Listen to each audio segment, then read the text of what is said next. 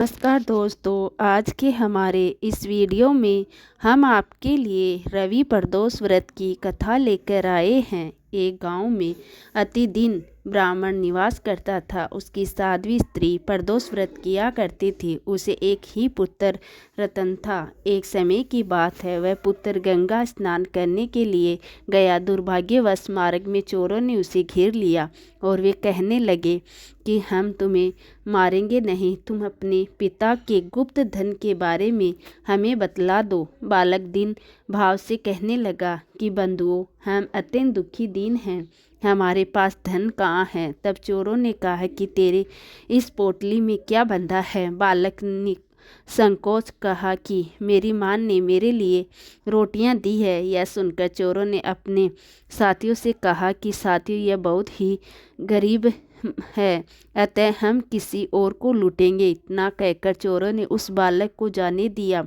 बालक वहां से चलते हुए एक नगर में पहुंचा।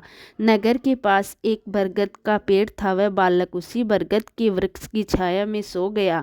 उसी समय उस नगर के सिपाही चोरों को खोजते हुए उस बरगद के वृक्ष के पास पहुंचे और बालक को चोर समझकर बंदी बना राजा के पास ले गए। राजा ने उसे कारावास में बंद करने का आदेश दिया। ब्राह्मणी का लड़का जब घर नहीं लौटा तब उसे अपने पुत्र की बड़ी चिंता हुई। अगले दिन प्रदोष व्रत था।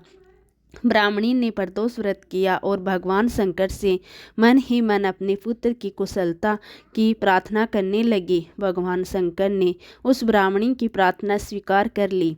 उसी रात भगवान शंकर ने उस राजा को स्वप्न में आदेश दिया कि वह बालक चोर नहीं है, उसे प्रातःकाल छोड़ दे, अन्यथा तुम्हारा सारा राज्य वैभव नष्ट हो जाएगा। प्रातःकाल राजा ने शिवजी की आज्ञा अनुसार उस बालक को कारावास से मुक्त कर दिया गया। बालक ने अपनी सारी कहानी राजा को सुनाई। राजा वृत्तांत सुनकर राजा ने अपने सिपाही से उस बालक के घर भेजा और उसके माता पिता को राज दरबार में बुलवाया।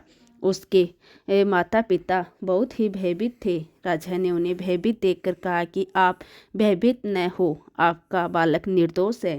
राजा ने ब्राह्मण को 5 गांव दान में दिए, जिससे कि वे सुखपूर्वक अपने जीवन व्यतीत कर सके। इस तरह ब्राह्मण आनंद पूर्वक से रहने लगा। शिवजी की दया से उसकी दरिद्रता दूर हो गई। अतः जो भी मनुष्य रवि प्रदोष व्रत को करता है वह सुखपूर्वक और निरोगी होकर अपना पूर्ण जीवन व्यतीत करता है। तो दोस्तों, कैसी लगी आज की हमारी यह कहानी, कमेंट करके ज़रूर बताएं और साथ ही साथ मेरे चैनल को सब्सक्राइब करना ना भूलें। धन्यवाद दोस्तों।